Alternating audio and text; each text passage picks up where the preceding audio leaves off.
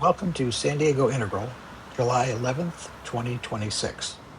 Our topic today, Scaling Integral Consciousness, How to Make Integral Go Viral, presented by Stephanie Lepp.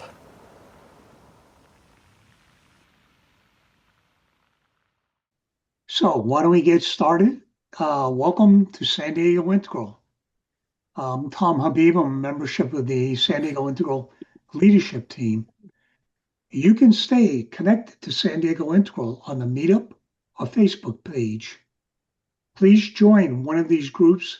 That way you'll be automatically notified when a new event is added. You can also contact the leadership team through the Meetup or Facebook if you have comments or questions about these events. There's more information on these pages about San Diego Integral. Our regular meetings are held every second Saturday of each month at 4 p.m. Pacific Standard Time, I should say. We invite you to make a small donation today to cover the fees, web hosting, and everything else entail.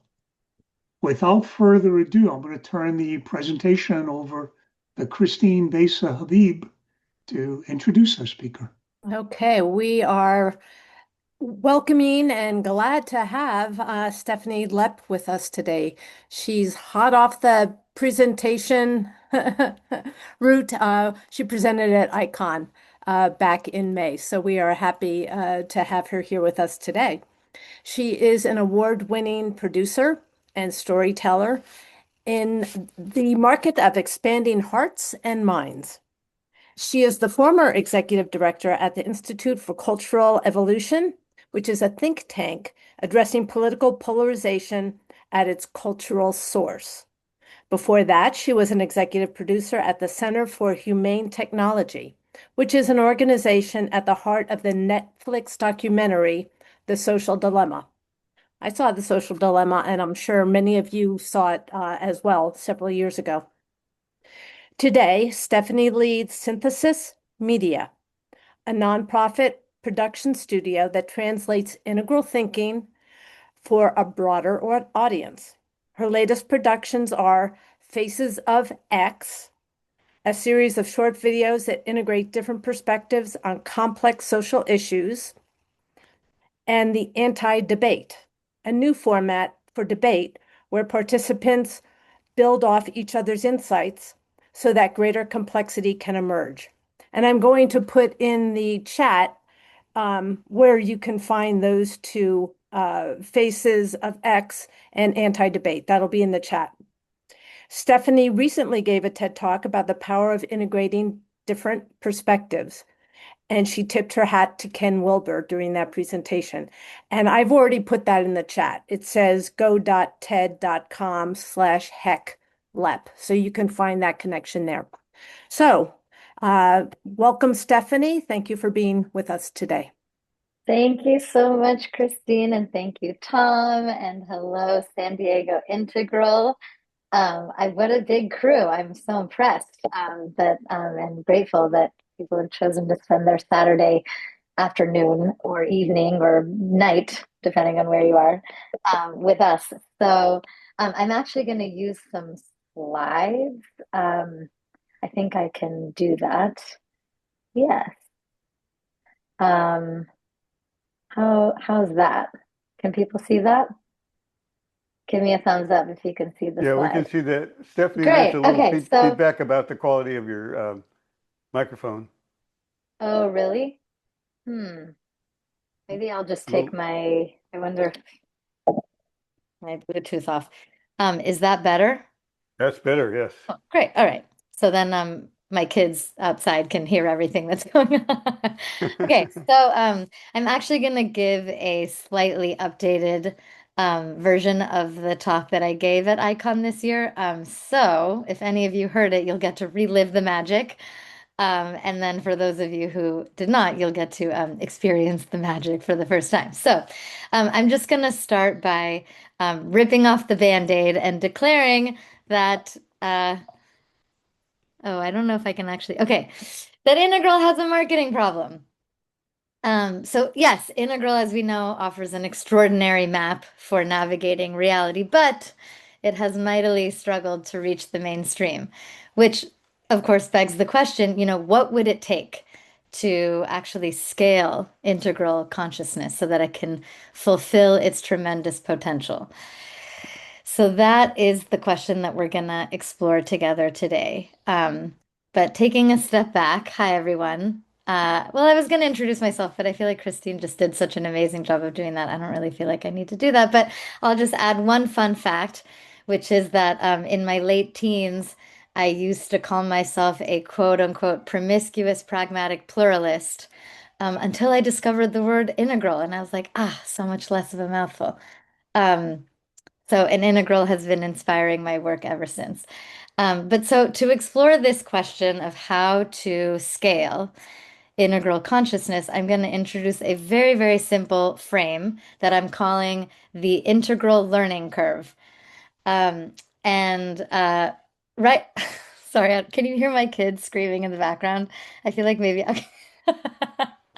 I was like, No, maybe we I don't should hear put my them. Bluetooth back on. Okay, if you can hear them and it's No, getting too loud for you. we can't because Zoom filters them out, so it's all Oh, good. oh, great. Okay, thank you, Zoom. Um, so right now, I guess we could say we've got the high end of the integral learning curve covered, right? We have like, a plethora of dense books and papers with jargon and diagrams. But what we need to fill out, I would say, in order to scale integral is what we're going to focus on today, which is the medium to low end of the curve. Um, and the kind of content that, let's say, embodies integral without necessarily even saying integral. So specifically, I'm going to talk us through four things. One is we're going to talk about some Hollywood scale productions that are on the low end of the curve. We're going to talk about some of my own synthesis media productions that are on the medium end of the curve. We will talk through some key lessons that I think we can learn from all of the above. And then finally, what I believe to be the killer app for bringing Integral to the mainstream, all in about 18 minutes or less. Okay, here we go. So let's start at the low end of the curve with a couple Hollywood scale productions that I would argue transmitted Integral to millions. So first up is The Good Place. Who here watched The Good Place? Are folks familiar with this? Okay. So The Good Place was a network sitcom that aired from 2016 to 2020 and follows Eleanor Shellstrop, a deeply mediocre person who is accidentally sent to heaven and must become good enough to deserve to be there. So The Good Place ran for 4 seasons on NBC and earned critical acclaim and became one of the rare mainstream comedies to deeply explore what it means to live a good life, right? And I would say The Good Place is integral moral philosophy in sitcom form. The show's central premise is developmental, right? What counts as good at one stage of moral understanding looks inadequate from a higher stage. And across the series, the characters visibly grow in their moral line, right? They kind of evolve from more rigid, rule-based ethics to a more kind of fluid, compassionate awareness. And so ultimately, I would say The Good Place makes the idea of developmental growth like accessible to a wide audience and also funny. So that's just one example. There are so many examples, by the way. This is painful to try to condense, but I'm just going to offer two at the low end of the curve just to give you some ideas. So the second example I'll offer on the low end of the curve is Avatar, The Last Airbender. Is anyone familiar with this one? All right, cool. Okay, so this is no relation, by the way, to the James Cameron film. So Avatar: The Last Airbender is an animated Nickelodeon series for kids that ran from 2005 to 2008 and follows Aang, the last Airbender, who is tasked with mastering the four elements in order to restore balance to a world at war. The show is one of the most beloved animated series in the last 20 years, and arguably one of the clearest integral transmissions ever made to a mass audience. There's a lot to say about this series, but I will just mention two things. One, each element represents a worldview. And notably, Aang's task is not to defeat one and elevate another, but to integrate all four elements, right? And then the second thing I'll mention is that the show's deepest character arc, Zuko's, is fundamentally about shadow integration, cleaning up, right? So Zuko is a villain who doesn't get defeated, but is transformed from the inside out. And all of this delivered to children, on Nickelodeon. Okay, so what do we learn from these kind of pop cultural productions at the low end of the integral learning curve? We learn the quintessential lesson of I don't know how to go back. Well, anyway, we learn the quintessential lesson of show, don't tell. So these productions work not by explaining integral, right, but by embodying it in character and in story. And so, okay, so with that, hold that in mind. We're now going to move up to the medium end of the curve with productions from my studio, Synthesis Media, that start to kind of more explicitly, transmit integral. So, and I would keep in mind that what the low end of the learning curve does, whether it knows it or not, but is kind of like plant seeds in viewers' minds that then sprout when they encounter content on the middle end of the curve. So it's like, I knew I loved Avatar, the Last Airbender, but I didn't totally understand why I loved it until I discovered Faces of X, let's say. Okay, so Faces of X is a series of short videos that integrate different perspectives on complex social issues. All right, so the format, like gender, abortion, and race, keeping it light. So the format is very simple.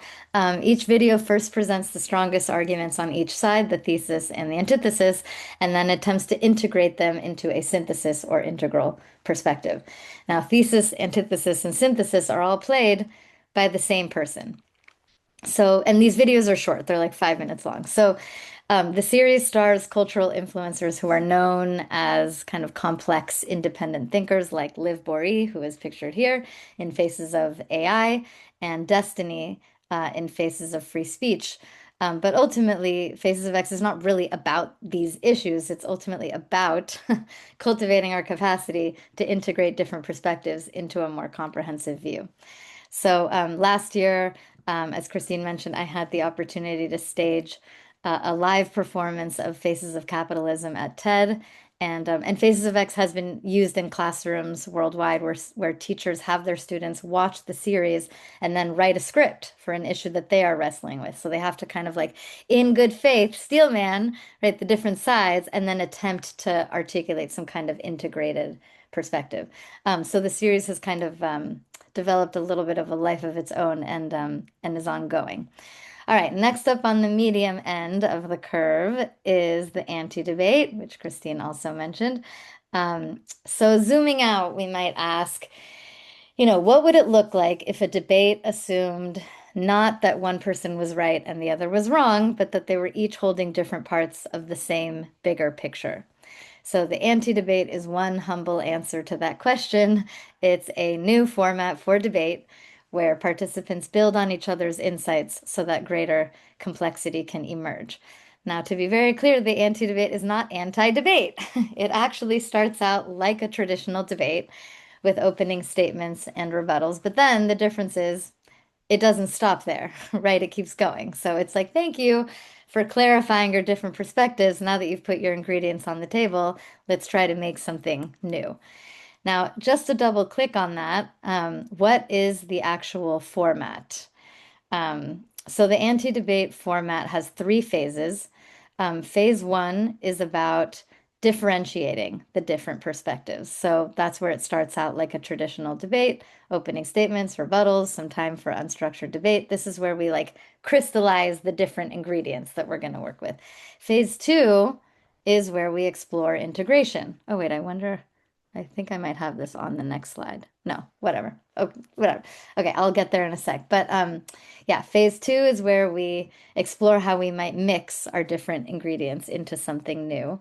And I will double click on phase two in a second because that is where the integral juice is. It's like, how do you actually guide people through a process of exploring how they might integrate their different perspectives into, okay, I'll get into that in a sec. And then finally, phase three is very simply just taking stock of what was learned, with the participants asking themselves, like, how did my view expand, if at all? So that's the basic arc. It's actually relatively simple. It's like phase one, debate, phase two, integration, phase three, what did we learn? Okay, so now let's actually double click on phase two, because how do you do that? How do you actually guide people to explore, how they might integrate? So um, and this is, yeah, there will be a lot of words on this slide, but bear with me. So first, the first step in phase two is that participants steel man each other. So they articulate the strongest versions of each other's position to each other's satisfaction. They have to like sign off. It's like when your couples counselor asks you, like, can you please re-articulate what your partner said so they know that you understood that.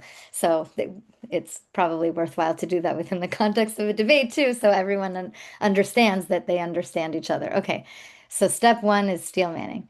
Then they red team themselves, and red teaming is a term it's a military term. It's basically like poking holes, like, and we just do it with a very simple question of, what would it take to change my view? And the more specific, the better. Like, if I learned this evidence, then I would have to change my view in this way. But so steel manning is about seeing the strength in the other person's position. Like, I'm really seeing your position in good faith. Red teaming is about seeing the potential weakness in my own. And then that puts participants in a really good place to then explore integration. So, like, kind of open-ended synthesis seeking. And we guide them with three questions. I know this is a lot to throw at you, but I hope you can, like, kind of hold, because I'm just going to pause for a sec before I keep going and say, because a question that I always get asked, and I imagine many of you do too, is how do you do this integration thing? Like, how you have these different perspectives. We all know that Ken Wilber sat around with like 27 legal pads for years, like exploring but like, how do normal people in their everyday lives do this process of perspective integration? So this is like this simplified way that we have kind of come up with to help people do this in real time within the context of the anti-debate. So first, steel manning, second, red teaming, and then third, this open-ended process that is guided by a couple of very simple questions. The first question is, very simply, is there an either or that can be flipped to a both and? I know this is so simple, but it can help people kind of do this. Second question, is there an opportunity to move from what's right, X or Y, or like, which one is it, X or Y, to under what circumstances is X or Y useful or applicable? Because then all of a sudden it's not X or Y. It's like maybe our different perspectives apply in different circumstances.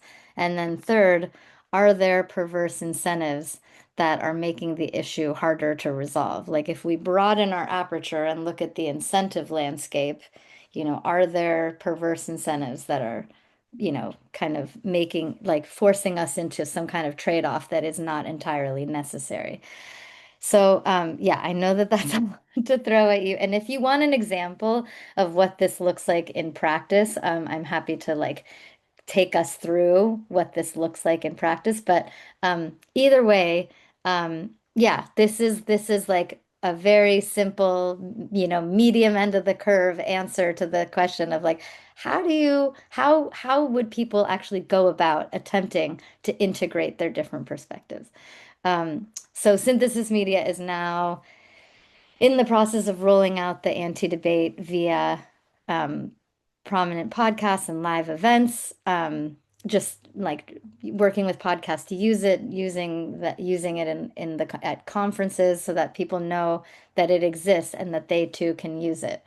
I guess just to give a sense of when we recently hosted a live anti-debate on AI governance between one of these, so the OpenAI whistleblower, Daniel Cocotello, and a co-author of the White House's AI Action Plan, Dean Ball. You may not know who these people are, but the point is like these are two perspectives that are really worth articulating a synthesis on in order to understand and think through how we might govern AI. Yeah, I guess just another example is we hosted an anti-debate on truth. Oh, I guess I don't have an image of this there. Between influential online debater Destiny and science historian Michael Shermer. Um, we're running them on a variety of topics, but I guess I can also say like you too can use this format if it's helpful to you. I would say the anti-debate is in some ways, in a way, it's like a Trojan horse for integral practice, disguised as debate. All right, so last up on the medium end of the curve, I mentioned that I staged Faces of X at TED and was then invited to give a talk about the philosophy behind the project, which then raised the $64 million question of like, how do you explain integral to normal people? Like, how was I going to do that on the TED stage, in 5 minutes? So, I was just going to read a quick excerpt of how I did it, and we'll see what you think. Okay, so here's just an excerpt from my talk. Okay, what does it actually mean to integrate different perspectives? And by the way, sorry, before I start, think to yourself, like when people have asked you what integral is, what is your answer to that question? How do you explain it? So think of all the answers that have not worked. Think of the answers that maybe have worked, and then this was my attempt. Okay, so what does it actually mean to integrate different perspectives? Well, one thing it doesn't mean is meeting in the middle. Given the complexity of the challenges we face, instead of meeting in the middle, I want to see us move from the horizontal plane to a new dimension. There was a visual that went along with this, from common ground to higher ground. Let's think not just in terms of changing hearts and minds, but of expanding hearts and minds.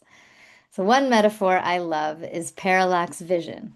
The view from our right eye is slightly different than the view from our left eye. Each eye gives us a view that's true, but partial. So it's by looking through both eyes together, along with other visual cues, that the world goes from flat to 3D. So integrating different perspectives quite literally gives us greater depth. Okay, so that was from the talk. So what did I do there? I did a couple of things. One, I named what integral is not, right? It's not meeting in the middle. I used metaphors like going from 2D to 3D, and parallax vision. I used really simple language. I didn't use any quadrants or levels, but I talked about dimension and talked about depth. So yeah, but my like that communication was clear enough, that the integral folks in the TED audience definitely knew what I was talking about, and like came up to me afterwards, very excited. All right, so zooming back out, what do we learn at the middle end of the curve? Um, we learn, this is from TED, we learn that here we can actually be more explicit about, and I was talking about quote unquote integrating different perspectives, but we can be more explicit still with a premium on legibility and accessibility. And at Synthesis Media, we actually use the word synthesis instead of integral, for a couple of reasons. One, the word integral is right now, I feel like it's just right now more associated with a psychedelic integration. Um, synthesis is just like is very immediately intuitive. And then you have the like thesis, antithesis, synthesis. That said, all of our projects have a list of references, and integral is all over the references. But if people are in the references, that means they're already looking for the higher end of the curve. Right. So, and I would say that that is the goal of the middle end of the integral learning curve, is to make people ask, like, how are you doing this? What is behind the curtain? And once people are peeking behind the curtain, we can serve up all the quadrants and lines and spiral dynamics they can eat. Okay, so now that we've seen the range from the low end to the medium end, from the good place to the anti-debate, I'm going to summarize kind of two key lessons learned for how to scale integral. All right, lesson number one is just very simply like know where you are on the integral learning curve and adapt your content to that location, right? So if you're targeting the low end, you're going to want to show, not tell, right? And many creators at this level may not even be aware that of the integral sensibility that they're showing. I don't necessarily know or think that, the writers for Avatar: The Last Airbender were like trying to communicate integral. It was just they were doing what they were doing. So, but it's showing, not telling. If you're targeting the middle end, which is where I hang out, then you can start to tell, but with really simple language and metaphors. And the middle end is also, I would say, where it's most important to choose the right messenger.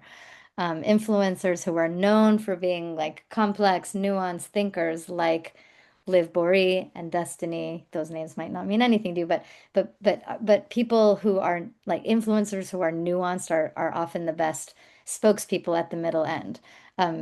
Whereas, but yeah, or I would say integral philosophers who are very accessible. And I would say I would put Jeff Salzman and Keith Martin Smith as like very, very, very accessible, integral philosophers. And they are an excellent bridge from the medium end to the high end.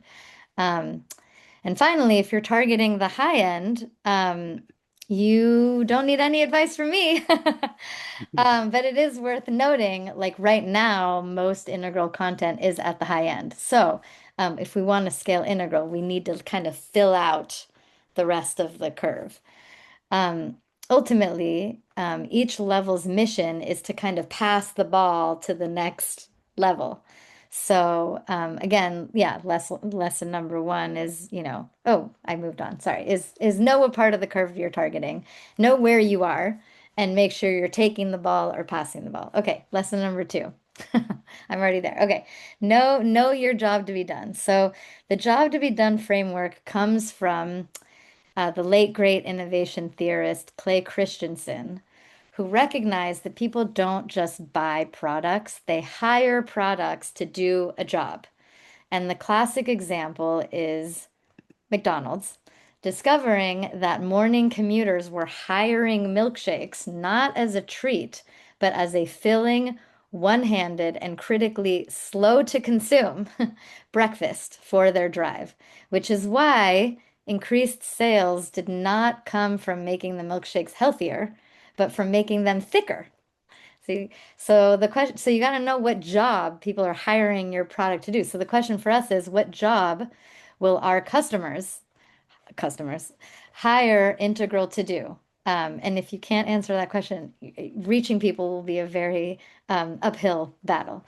So an integral, in a way, is more of a tool belt than a singular tool. And so we have many options for jobs, right? We could say polarities do the job of, can help address polarization by revealing that a lot of heated debates are really two poles of a dynamic polarity that need each other to exist. The developmental lens can do the job, is really helpful for the job of explaining why the same conversation lands completely differently, depending on who is having it. The four quadrants are really good at doing the job of designing solutions that work instead of optimizing, one dimension at the expense of others.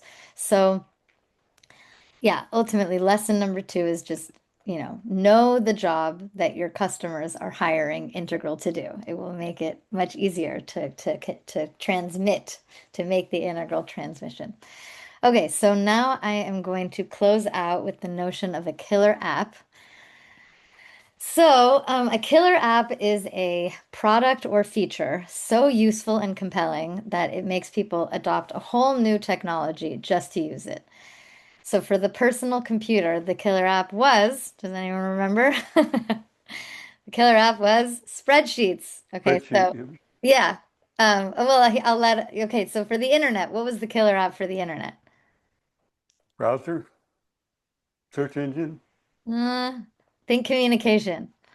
Zoom, email. Email was the killer app, yeah, that got people onto the internet. So So we might ask, what is the killer app for Integral? Like, what is the use case that would make Integral go from interesting to essential? So I'm actually going to propose two killer apps, and I will be curious to hear what you would think would be the killer app. Okay, so one small one, one big one.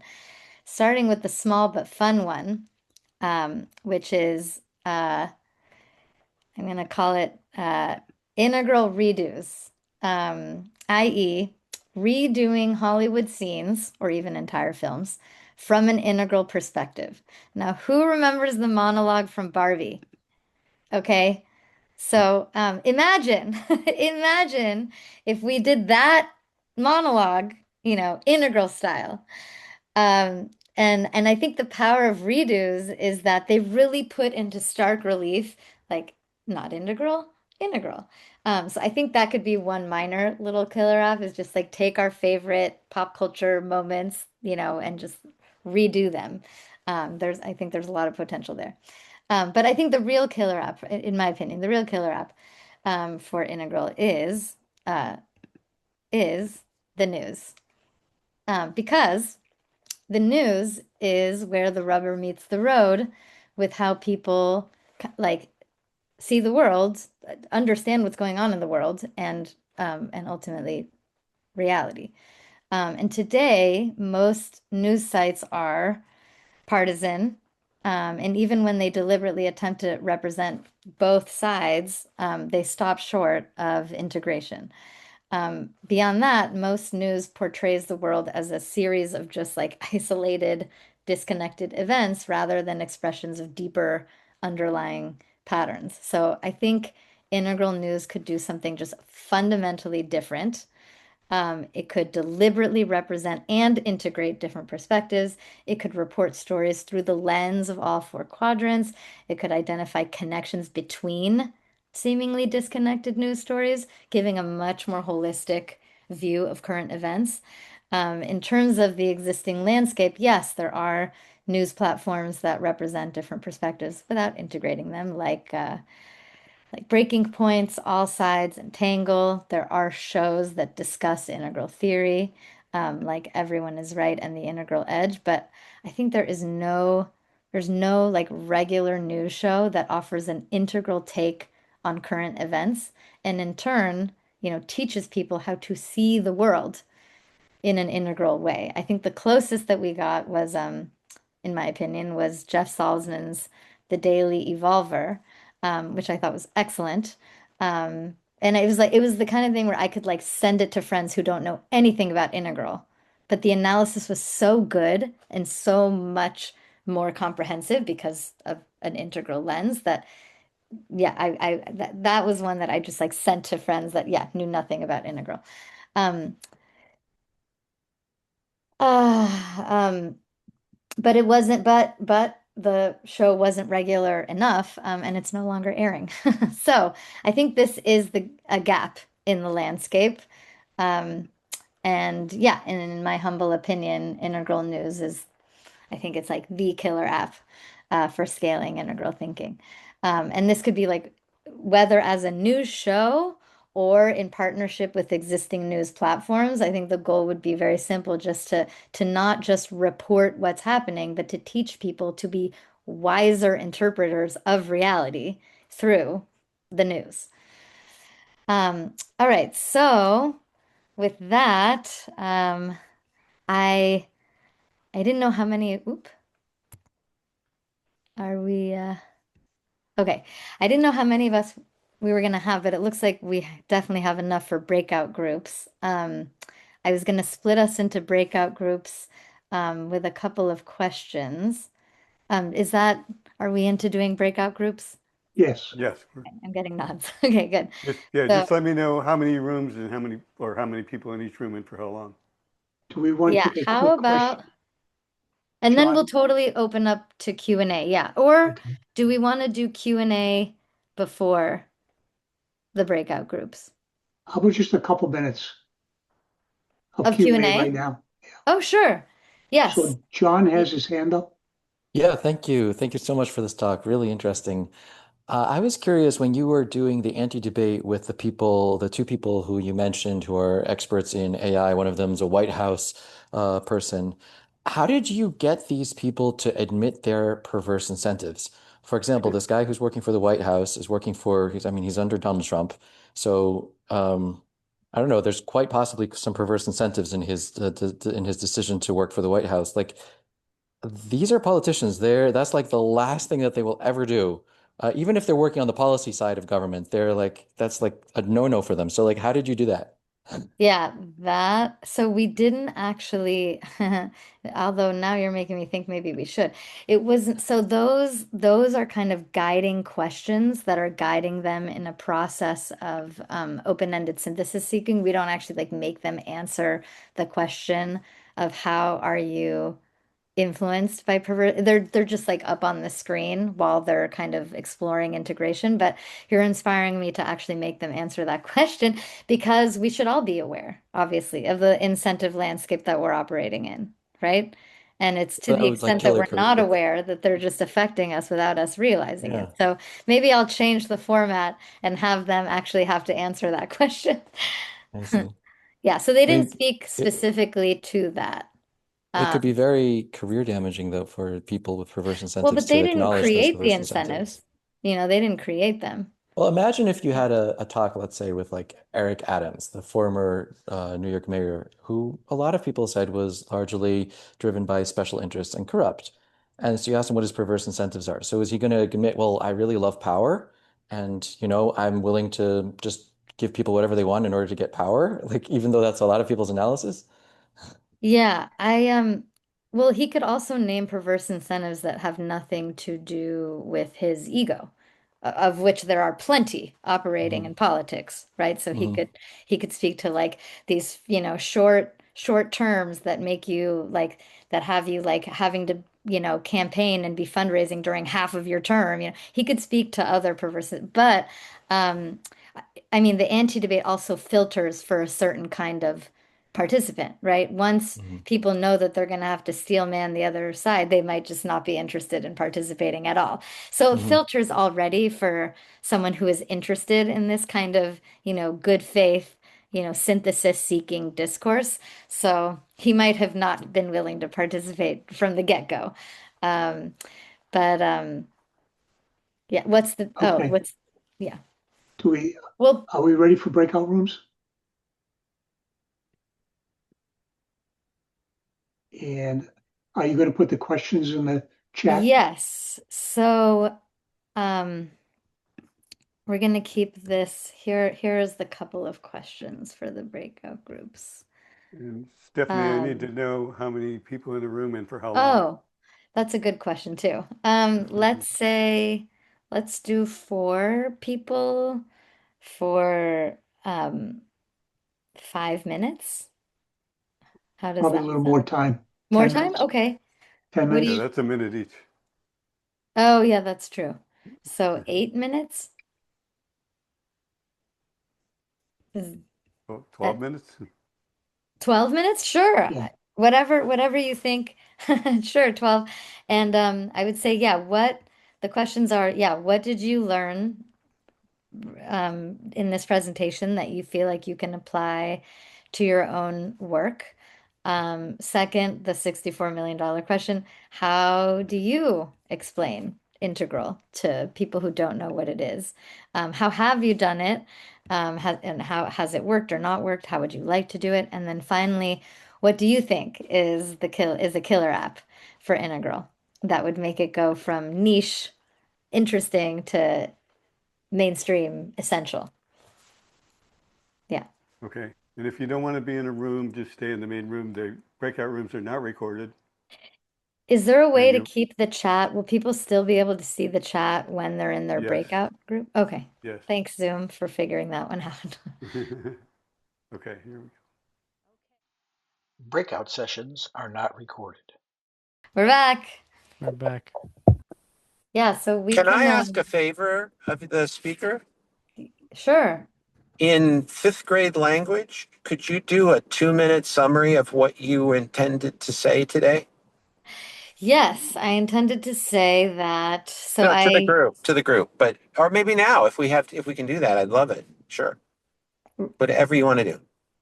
oh, well, is this something that you're wanting for everybody, or you want me to just like It's from write me. it? What? Whatever's appropriate for the group, but I'd love to hear your summary of what the intent was today, because I got a little bit lost in all the amazing detail that you provided. Yeah, I mean, I would keep it connected to the learning curve. So let's think of we're like taking people on a journey, let's say, Hmm. from from from not even knowing the word integral, but like experiencing it to starting to get a little more explicit Yeah. and but still relatively simple to then like into the powerful, amazing, extraordinary, integral content that we all know and love. So it's just know where you are, know which part of this learning journey you like to hang out in. I like to hang out in the medium end, and make sure you're either taking the ball from whoever's below you and or passing the ball to whoever's kind of I'm at the very top. I know everything about then integral. just then yeah. Who's laughing? Barbara. Is Barbara laughing? Who's laughing? I'm just kidding. So, Jonathan's laughing, Then sure. I'm Sure, then I know I'm that. You're handing the laughing. ball to you. You're not laughing at me, Jonathan. You're laughing with me, all right? Exactly, exactly. That's exactly what I thought. so the subtitle is How to Make Integral Go Viral, the Right. marketing problem Integral has. Well, wouldn't it be language? Wouldn't it be the way it's presented and the level of expression and ego in a positive way? I'm not saying in a negative way. And I didn't raise my hand, so I'm going to keep quiet. I realize that off to wanting to discuss. So, Yeah, so why don't we let the presenter go on? yep. No, the presenter's done. The presenter was just going to open it up to Q&A. Oh, okay. And if people had reflections from your breakout groups to, yeah, feel free to share them, and or if you just have general thoughts or questions to feel free to ask them. So Vasily kicked us off perfectly. He does that on occasion. Yeah. So, did you want me to repeat what I said, or did you want to just go on with that? I think we have hands, so we can Oh, just sorry. There we go. Okay. turn Okay. it to Yep. Ben. Yep. And it is. So when I first discovered Integral 20 some odd plus years ago, I realized that it was a journey across the gap to integral thinking. It didn't happen overnight. There was a process. And the process is not one that is a quick process. And so this whole idea of, how to go integral with mainstream, it, it, there's a journey that needs to take place in each person for that to happen.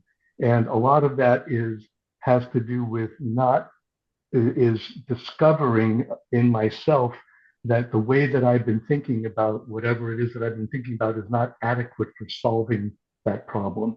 Mm. As Einstein says, you can't solve the problem from the same worldview that created the problem. And in introducing that idea to people so that they feel the inner tension inside themselves, and they're being drawn to a different way that might explain what's going on with them and help them solve their problems better. And that's a longer journey, but it's also an individual one. So I don't know whether that helps, but it's good. Thanks. Very nice frame. Yeah, thank you, Ben.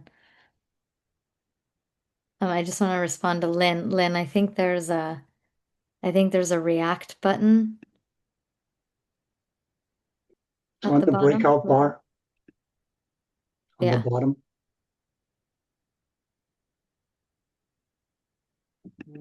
But Ellen. Yeah, actually, I wanted to invite John to finish his thought because he just started. We had like 10 seconds left, Oh, and then he disappeared. So I don't know if you want to, John, but Thanks. Yeah, let's sure. have I would love something. to share that. Okay. So regarding the killer application, I think that the main, so What you're talking about in the examples you were giving about integral is somebody's capacity to move beyond their fixated and narrow worldview to incorporate worldviews that are different from them or perspectives that are different from theirs, so that they move up into a vertical level upward that is capable of integrating more than what they were capable of holding in their current state. And so the question is like, what would motivate a person to do that? Like, if a person's materially happy where they are in their life and if they're getting by, then they don't have any pain points that would motivate them to do that. So I think the main thing that motivates that is moral conscience, which is so the killer app then is one that heightens people's sense of moral conscience so that they don't feel like they can consciously live with themselves in their current state of being. Now, how do you do that? Well, so one thing which I've come across that I think is really compelling is stories of near-death experience life reviews. That's when somebody has uh, supposedly clinical death, or maybe they their brain activity has stopped and they have a near-death experience that includes a life review aspect to it. And there are multiple reports, many reports of people who have had such a transformative experience from that life review that they can't live life the same way they're on after. And those reports are so the life review, the reason why it's so transformative is because it's involves experiencing, re-experiencing their whole life, but from a broader perspective, from the perspective of the others that they've affected. So anyone who they may have pained, they experience the pain. And that strikes them so deeply that it takes that people change their lives around after that. So you don't necessarily have to experience a life review to be affected by it. You can read stories about it. You can use that as a lens by which to try to live your life. And that can compel you to feel like you have to try to step out of the limitations of your perspective to integrate another perspective. So that's what I thought might be the killer app. Literally, almost killer app. Yeah. Haha. Yeah. Near killer app. Yeah. Yeah, I nice. don't know. I mean, what do you, I mean, I was kind of curious what you were saying about the news. Like people consume news and they know that there are multiple sources of news, but like they say, like, for example, say somebody is consuming just Fox News, for example. So they've chosen Fox News because it makes them comfortable at some level. Like they're probably not that interested in having an alternative perspective presented to them and being discomforted from their current perspective. So I wasn't really sure what you meant by that, what the compelling need is for people to see multiple perspectives in the news. Yeah, I mean, I still do think we're not going to get the people who have chosen Fox News because it makes them feel comfortable, but I was sharing with my breakout group, I'm asked constantly where to get news.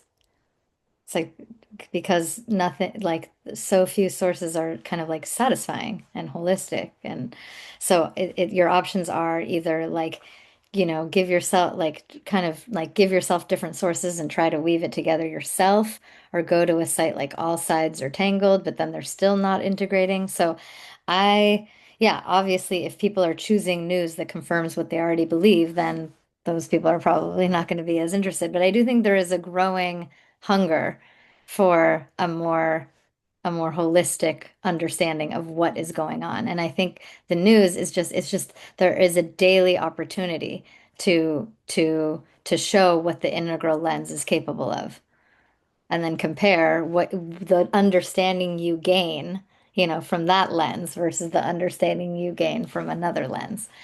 So I think it just puts into relief, Hmm. what And, integral and so, could do. like, people are not finding that the analysis from the more reputable newspapers, like The Guardian or something, I are find, yeah, satisfactory. I find a lot of frustration around me Hmm. and granted that's anecdotal, but of people just not knowing where to get the news. Hmm. And I thought the Daily Evolver, like it didn't, it it didn't always. I mean, it certainly sometimes like pulled back the curtain and started showing what was back there. But it's the kind of thing where if some news site is just every time giving you like a more comprehensive view, at some point you're going to ask, how are they doing that? You're going to want to know. So I think it's a ripe opportunity. Yeah. Yeah. We got Brendan next. Brendan, yeah. Hello, I have two questions. One is uh if if there was a way to do a daily evolver like weekly with Jeff Salzman, would that be like a thing that would be valuable? That's sort of question number one. And then, you know, and because I mean that very specifically, like if it was just a matter of like, can we put Jeff Salzman in front of a camera and like we could do that every week and then like this would be a benefit to humanity. How do we do that? So that's question number one. Question number two is if you were to make a pitch for like like this is what we need to do the right integral news treatment, like make the pitch. What is the pitch? What do we need? What's the money? What's the outcome? What's the output? Like is there something that you could just kind of lay out on paper in terms of like, all right, if we had $500,000 and we could produce this sort of thing and then we could do it over this sort of time frame, what would be the particular thing here that would be of benefit? So those are my two questions. Yeah, so I think I'm gonna disappoint you a little. I'm just gonna be honest and say I don't actually know whether I would use the resources to put Jeff Salzman on the mic every week or whether I would use the resources to try to get Jeff Salzman in some kind of consulting situation with like Barry Weiss, CBS. Like I don't know what exactly, and maybe it's all of the above, but I don't yet, I haven't done enough of yeah, I guess like the research and the kind of to gauge whether the resources should be spent kind of creating our own news channel or show or platform versus like advising existing platforms on how to do this in an integral way. But those are the two directions. That's the fork in the road. Yeah. I do think Barry, I think the CBS thing is interesting because everyone's looking at Barry Weiss, wondering what she's going to do. That's like innovative and different and worth her having this role. So I think I think that is very interesting for what it's worth, but I don't yet have a well-informed hypothesis of whether I would like do it ourselves or inform and consult existing news platforms. Well, just a quick follow-up to that. So is there a sense in which is there like a particular um channeling of this vision that you've got into a particular product that you could make a pitch for of like if you had X, Y, and Z resources, this A, B, and C could happen? Or are you thinking more in terms of this is the sort of thing that we need and we need to have more conversations around what this could look like and we No, just no, need to I do have a vision of what it could look like with like, okay, so let's say it's actually just like a roundtable news show that's every week, and you have like some anchors who are integrally informed, and then like a stable of correspondents that are like in different issue areas. And I have identified some, I have a like I call them synthesis voices, but like proto-integral slash integral adjacent influencers like Liv, Bori, or Destiny, who could be part of this stable of correspondence and who also have a following, and that would be part of the distribution strategy. So yeah, I did some work with Rob Smith around this, and Corey. So I could definitely like present you with a vision for what this could look like, and what's the MVP and how much would it cost and how long would it take. So I'm happy to share with you what we came up with, um, if you would like. Yes. Yeah, cool. Tom. One of the things we loved about Jeff, it just felt like he was coming into your living room and talking to you. And, a lot of it was the state experience. And he described himself as an on-ramp for people new to Integral. So I agree, it was a huge loss when he decided to retire. Um, you know At ICON, we privilege the state experience of intersubjectivity, of feeling each other, because even new people kind of got the feeling of what the conference theme was about. And the feedback we're getting has been really strong on that. So I think it needs to be both. One, interpretable content, that is relevant to what people are hearing today, that's inclusive, but the state experience is crucial too. Mm-hmm. That people feel it, because the spirituality, the love, the connection, it has a lot, but to deliver it on a platform that can actually do that, that's going to be the trick. And I wanted to ask you, did you feel like ICON achieved this goal on creating an intersubjective field? You're asking me? Yep. Oh, yeah, definitely. For sure. I mean, it definitely felt different than a conference. I think the like the like microcosm of that was the dance party. And I think it was Saturday night. It's like move the chairs out of the way. We're still on the like very conference room looking room, like with the rug, but we've like all taken our shoes off and are dancing in our socks, and now it actually feels like a living room with a big family dance party. So yes, I think it definitely achieved the cultivating of a very warm and sweet intersubjective experience. Yes. Yeah. Multi-generational dance parties, I feel like is a great way to do that. Um, Lynn. Hi. I've been involved with Integral since 2003, long timer here. But I wanted to bring you back to your topic. Um, I have my background is political science, law, and education. And I have been following since the very beginning the Midas Touch network. Are you at all, do you know Midas Touch? All No. right. It's been fascinating. I've been following them. I'm in touch with the guys.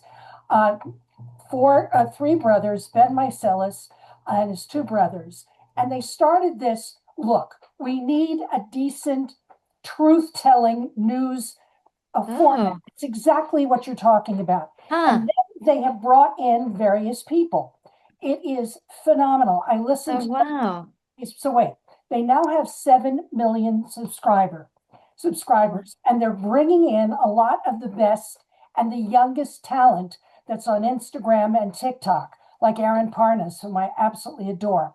The other thing I wanted to mention to you, I'm involved in legal research that involves cults, and I've gotten in touch with Dr. Stephen Hassan, who wrote The Cult of, Yes.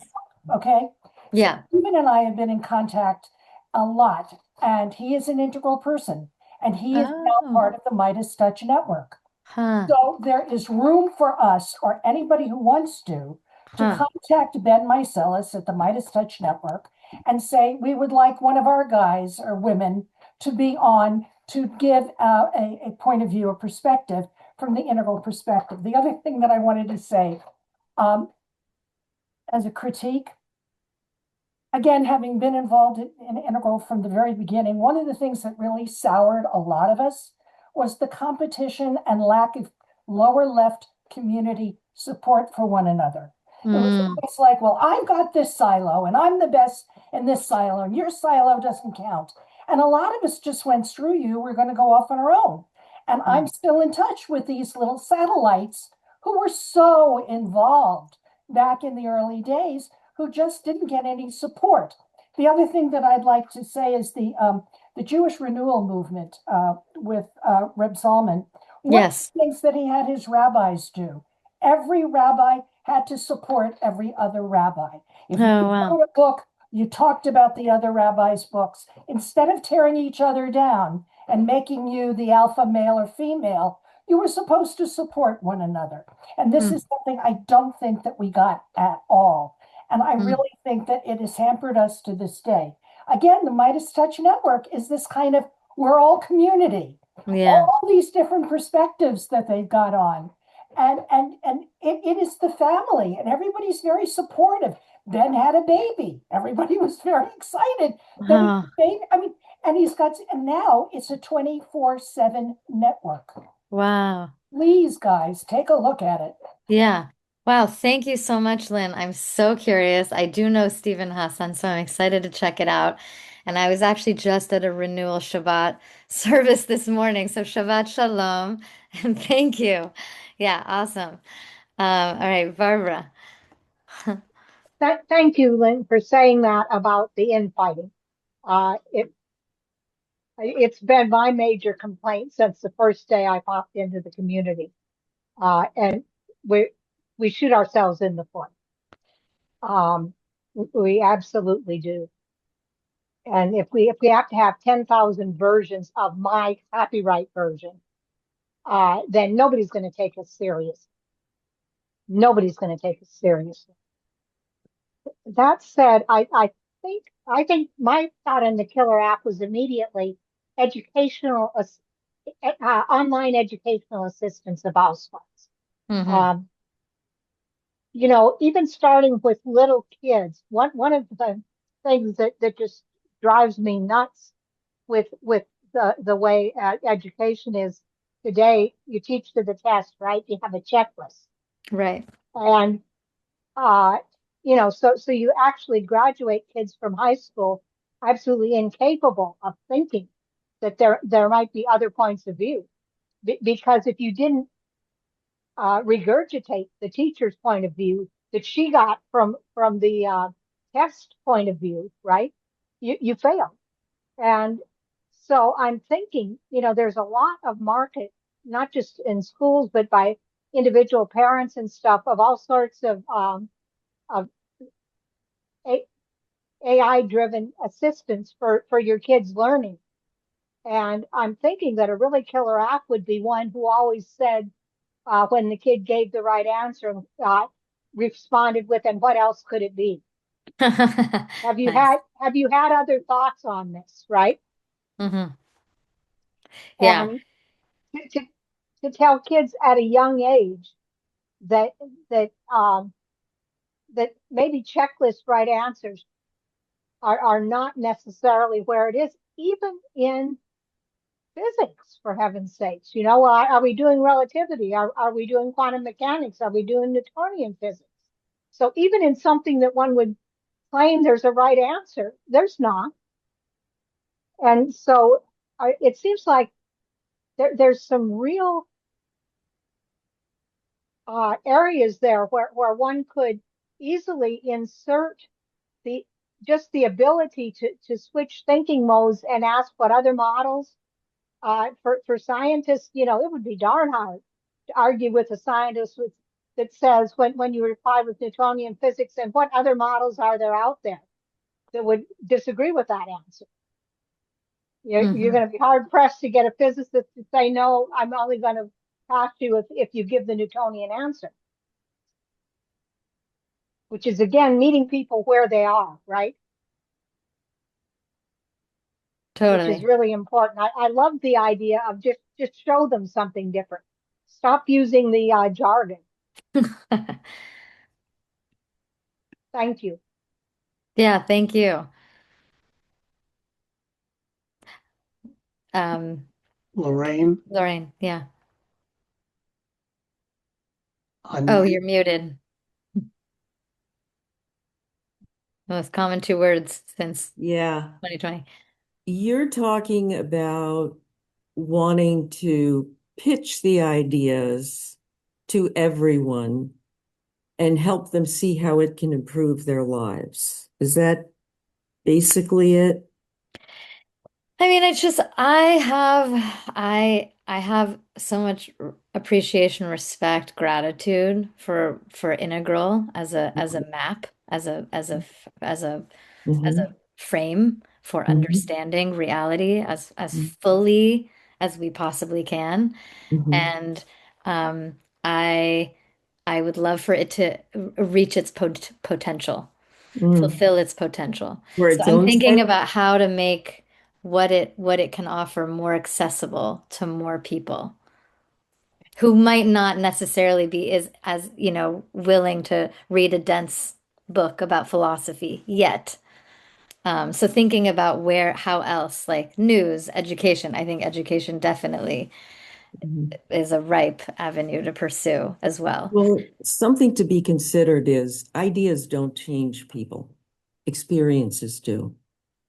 And people are going to be at very different levels. And not everybody is going to, integral appeals to thinking types who love ideas. And that's not everybody.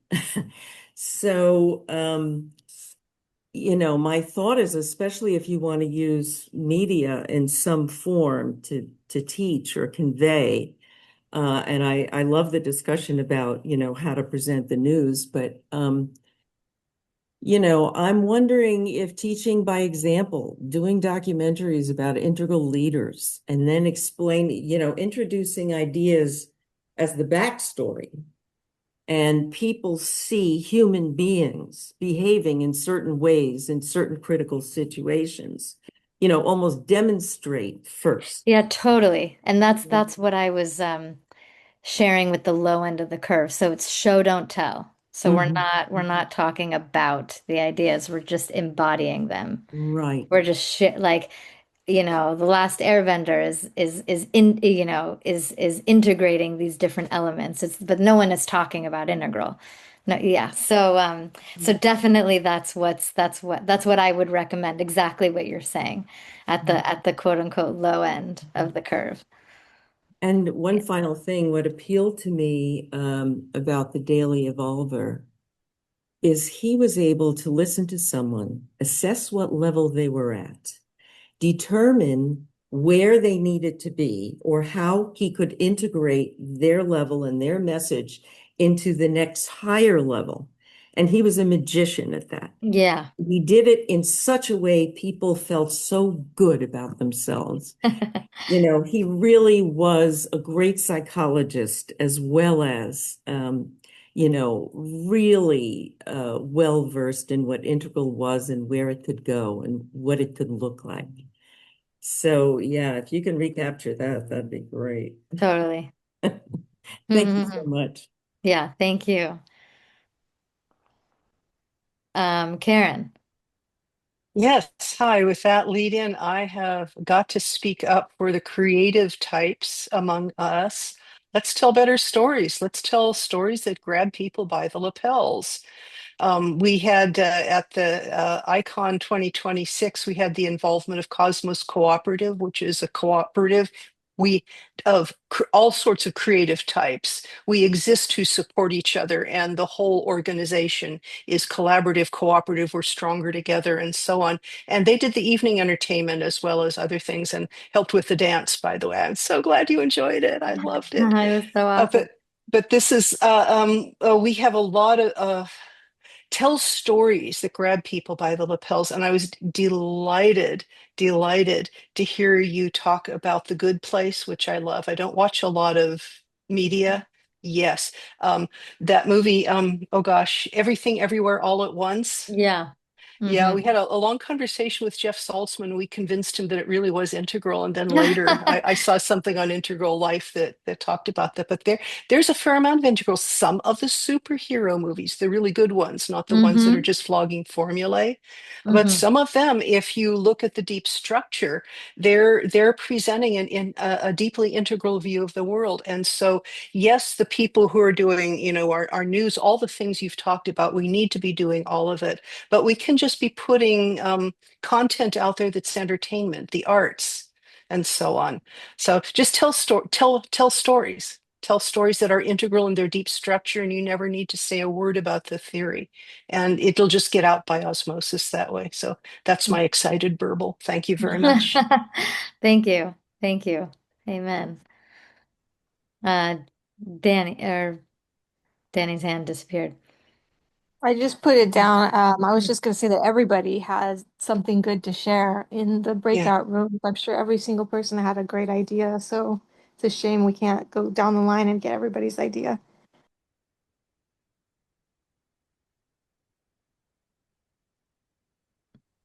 Tom, or did Am I up already? So I wanted to reiterate and acknowledge what both Lynn Feldman and Barbara Brown said. And Integral has evolved. And when we look at the early years, they were very academic. Everybody was certainly in their silos trying to figure out what the hell they were talking about. Everyone was struggling with application, but it has evolved into more experiential, more embodiment. Still has its intellectual end, but it's like we needed 25 years to understand what we were doing and then to figure out the applications.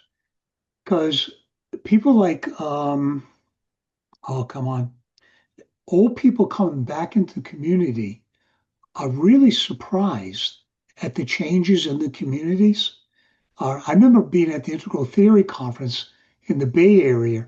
To speak, you had to produce an academic paper. I mean, it was extraordinary. And in that one of the conferences, they presented 3 integral theories as a keynote presentation. Everybody walked out. It was absolutely indecipherable. So, and the other thing, acknowledging all the spiral people that came today, Saeed Alabani and myself, we're not interested in those old silo battles anymore. We're looking at what do you have to contribute? Our communities are too small to fight out over our differences. There's too much we have in common.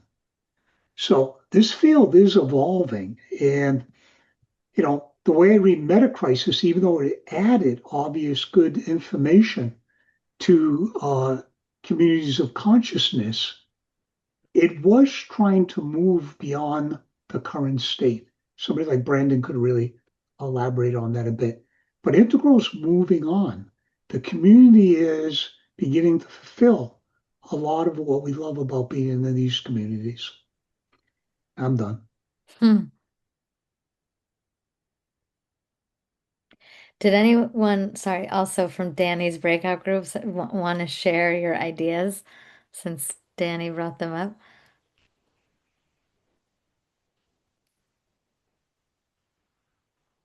I'll just jump in. I don't think anybody liked my idea, but um, we have this kind of from elementary school, this old outline, how to outline your reports, right? Roman numeral one, an A, and then one, two, three. Like the AQAL is a superior outline. And if we got Ooh, that down into, shared that outline, it's almost like a cheat code to get an A plus on a paper, right? As a high schooler, you would ace that if you used a great outline like that.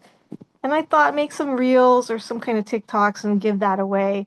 That would just get it out there in a way that probably spiritual community doesn't, that's not what they're going for, but it would get to the masses, right? That's what was my thought. I love that. I think that's awesome. Um, Roman? Yeah.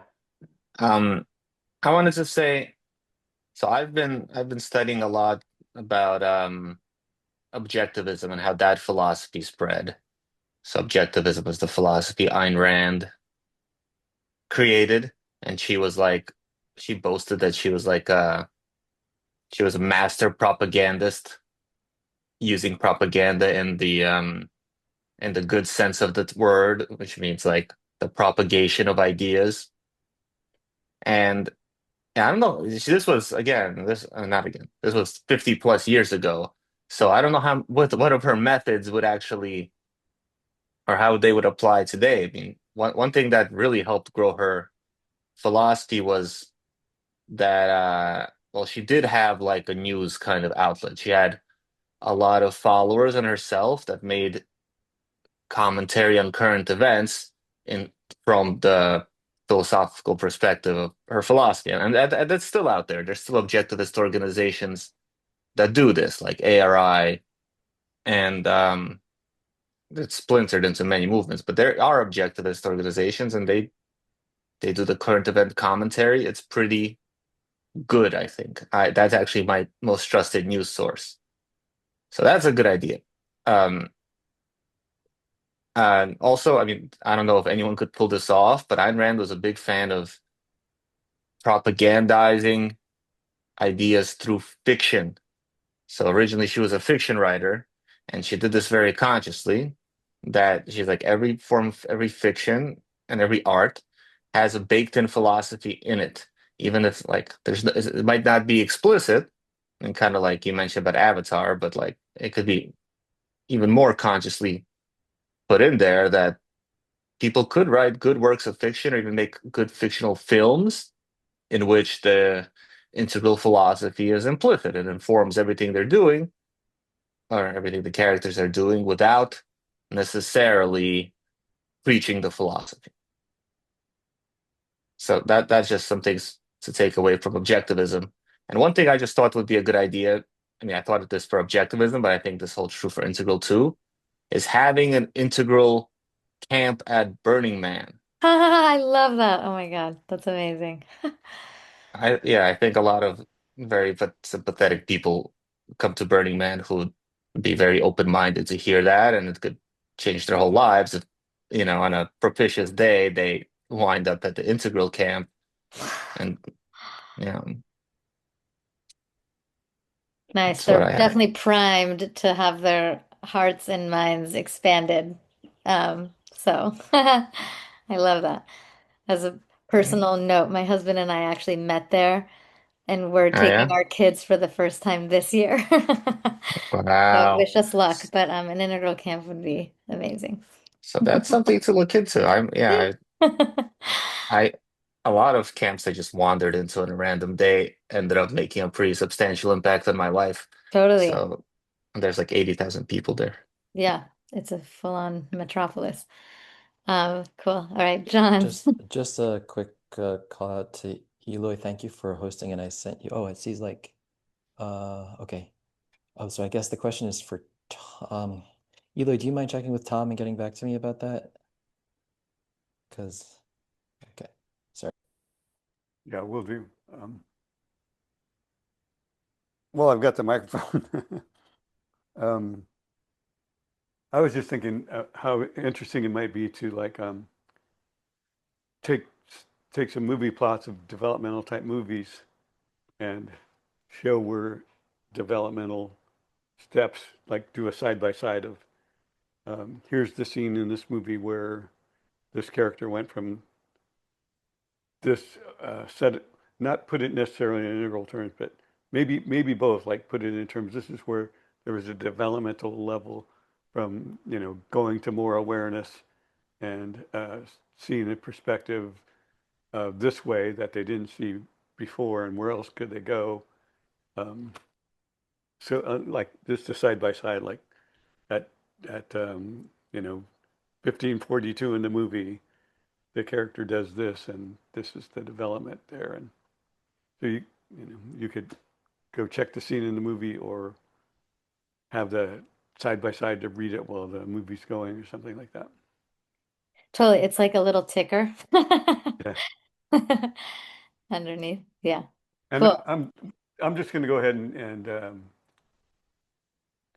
Tom John wants to make an announcement about spiral dynamics at the end, so that's up to you. Okay. Before I wrap up, I'll open that up for that. Larry? Yeah, thanks. Boy, a lot floating around here in my old head. Well, first, Steph, I'm 100% behind your intention. I've watched all your videos, the entity debate and whatnot, and I've been in Integral as a practitioner, and including as attempts at being a consultant, trainer, coach to small business development since the late 80s. So I have lots of thoughts on this. I do have concerns. One is when we talk about, oh, I don't talk about it, but when you talk about a marketing problem for Integral, what strikes me immediately is that Integral is a second tier, seventh stage per Wilbur. model of consciousness. It's a stage of consciousness. It's not just another theory to throw around to the masses or even green, unless they're green exit and ready for it. So I don't, yeah, not that I have the answer for sure, or that I hear anybody having the answer. I think we need to keep that in mind. It's like stages take years to move through. It's not like you teach them some theories, oh, boom, now they're second tier. So that's real. So, it is what it is. Another challenge in reaching more people, the masses, whatever, is, I'm a globalist. I'm an integralist. I see myself functionally a turquoise, construct aware. And something that keeps coming up for me over the last few years is the red, purple, magenta, whatever colors you want to use, whatever system, terrorist groups that exist in the Middle East or even within the U.S. that are pretty well hidden until they feel they safe enough that they can come out and try to take charge. How do we as integralists address those earlier tiers that are so powerful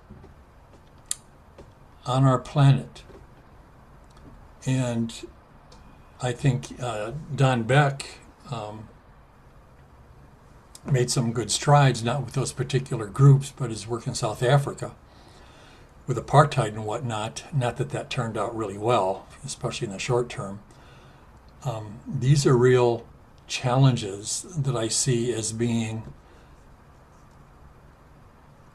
necessary to be addressed as an integralist. Now, if we want to ignore those earlier stages, like most integralists seem to want to do, are they really integralists? And no judgment there, are just these are things I see. It's just odd to me that integralists want to talk about all these, the upper, the higher stage stuff, but that has to include the lower stage stuff, or it's not integral. Yeah, it's not fun. Yeah, it's got conflict, it's got tension, our amygdalas are triggered and whatnot.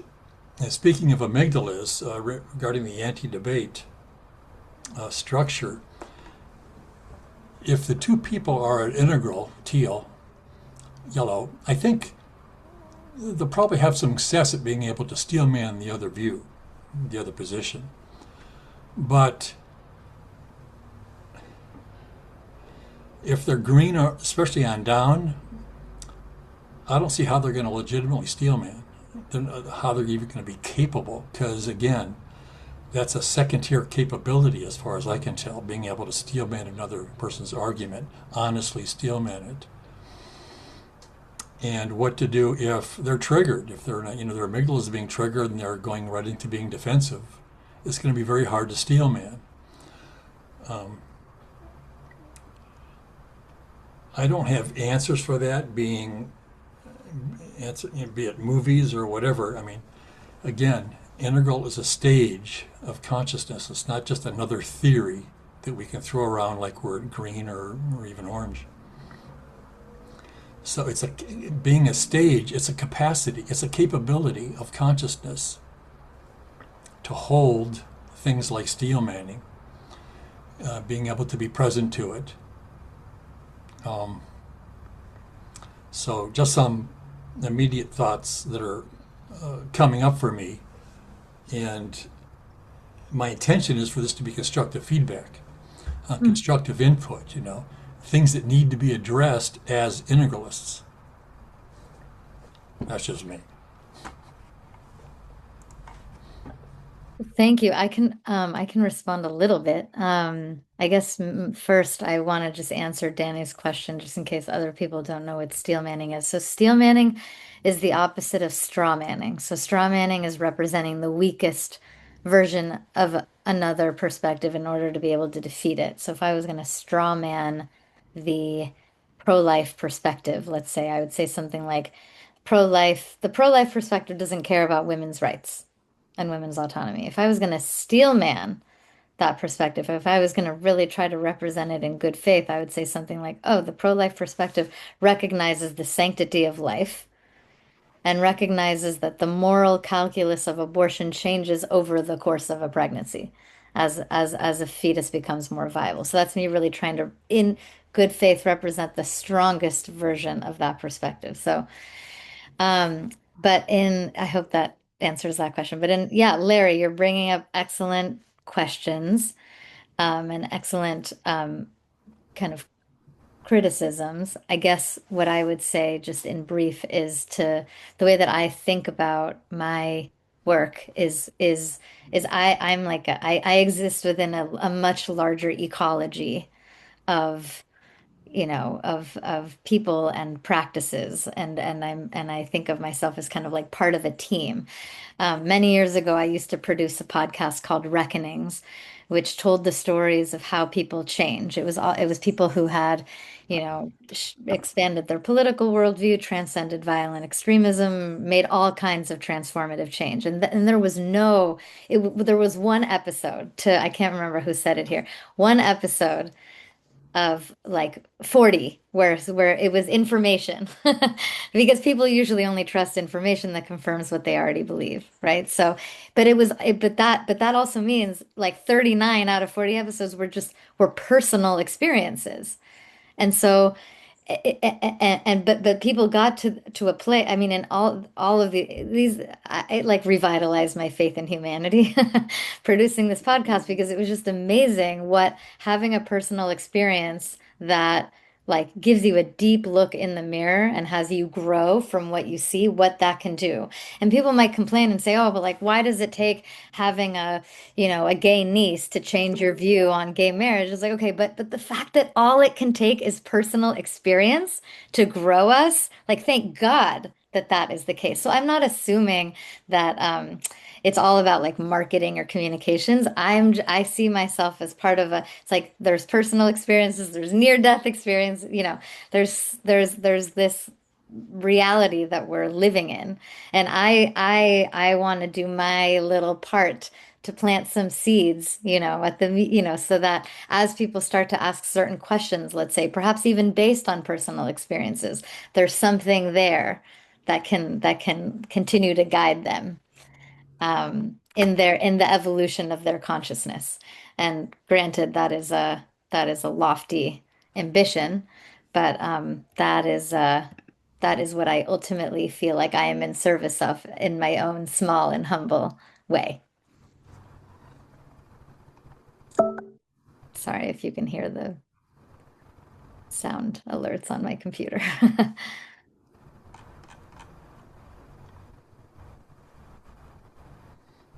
I was going to Norman add has to a hand that, up. Stephanie, that even though our center of gravity may not be second tier, the idea of seeding people, I like that, of opening up possibilities that they're not going to really bring online in a significant way, maybe even for a couple of years.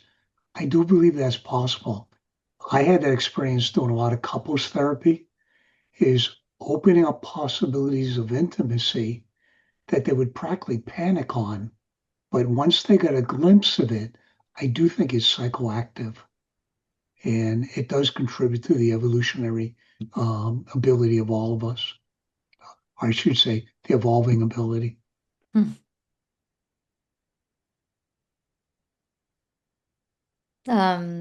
Roman. Yeah, I wanted to add because Larry reminded me about the anti-debate, which I thought is a great idea.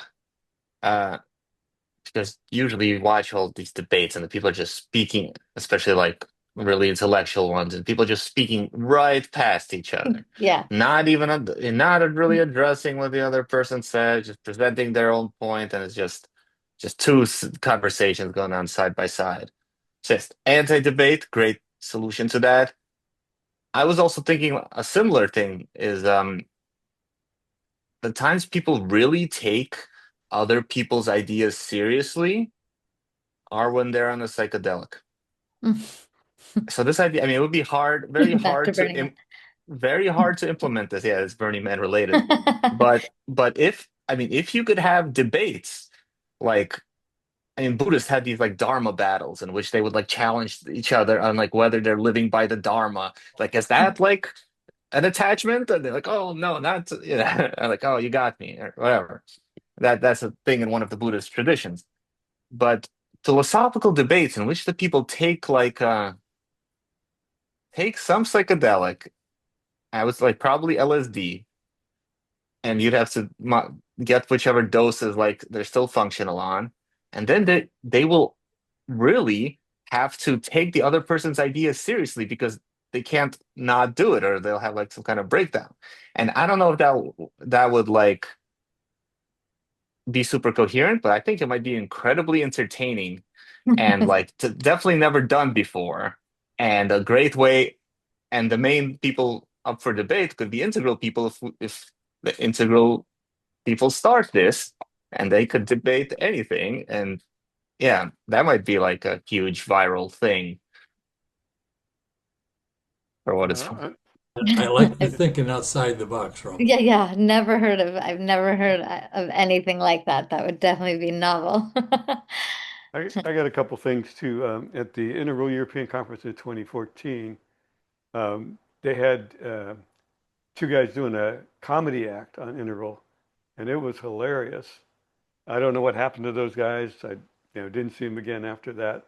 But it was a lot of fun, and the humor is a really good way to reach people.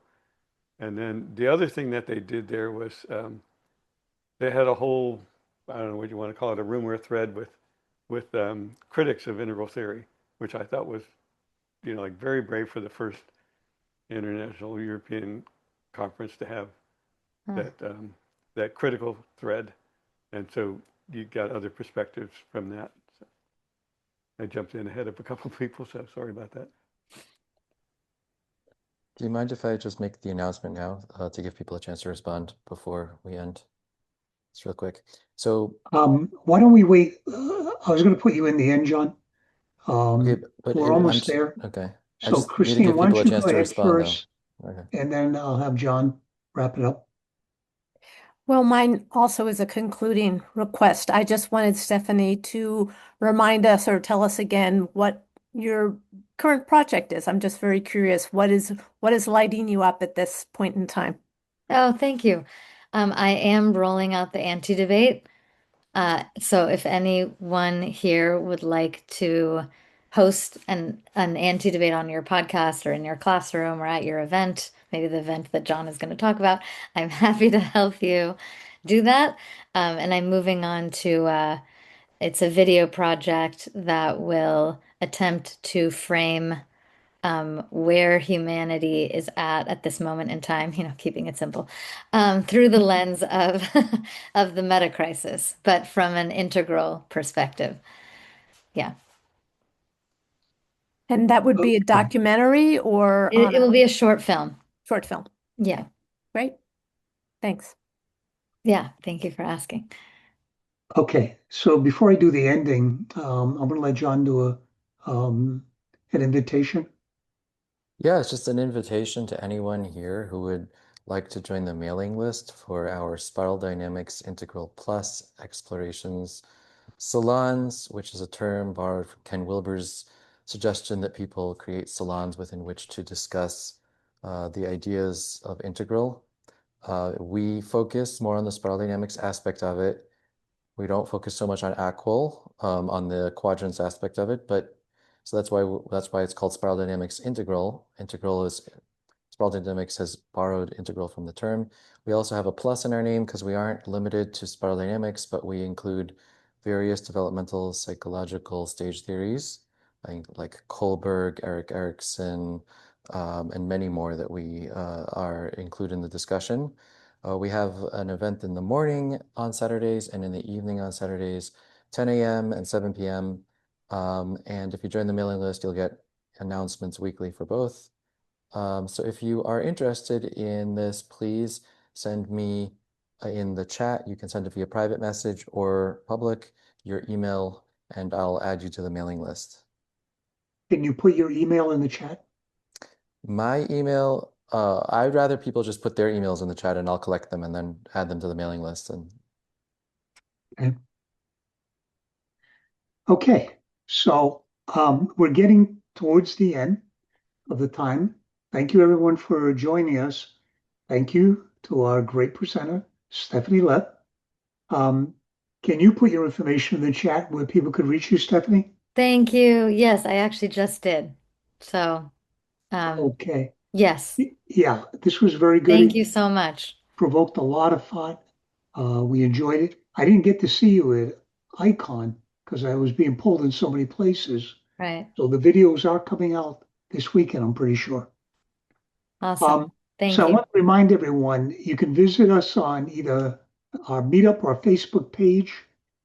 And we are going to be meeting again on August 8th, 4 p.m. Please RSVP. And you can, and we're going to go into our informal chat now. Although this month, Stephanie kind of caught us by surprise a little bit doing a 1 hour presentation. So we've been chatting for an hour already. We can continue to do this chat if you'd like. How many people want to stay for extra chat time?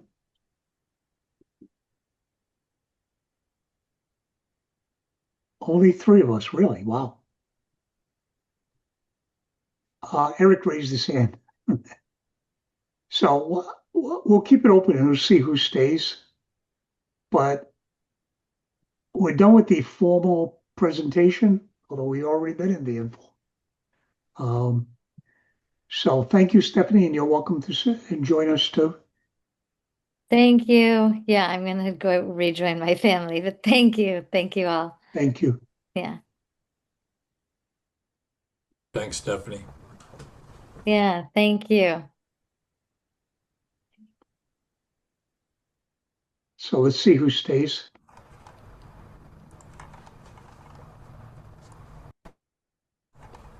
I'll stay a little bit. I have never seen 36 people reserve and 40 show up. That's pretty good for this meeting. Was that your count too, Eloy? There was 36 reservations.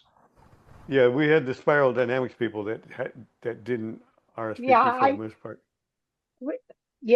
I think we just pushed people over, and I apologize for that. Hopefully, it wasn't a No, problem. that's great. That was great. No, not at Yeah, all. we're not Not a problem at complaining. all.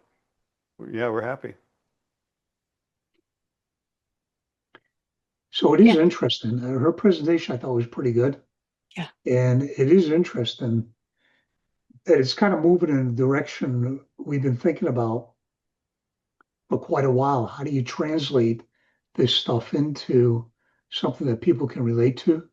So I did like her ideas. I thought they were really good in terms of making it relatable. So what were they? The integral redos and the news.